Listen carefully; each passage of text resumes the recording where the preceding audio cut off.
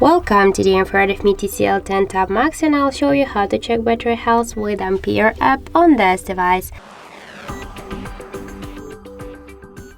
So to do that, we should first open the Play Store application, and then here in the search bar we should enter Ampere.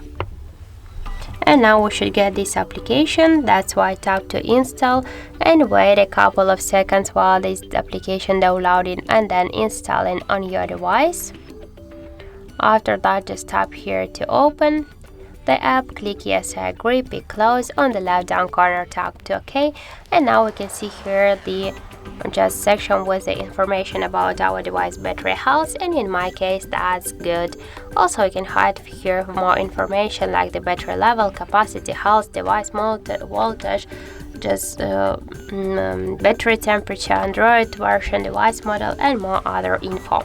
So that's it. Thank you for watching, and if you find this video helpful, don't forget to leave a like, comment, and to subscribe our channel.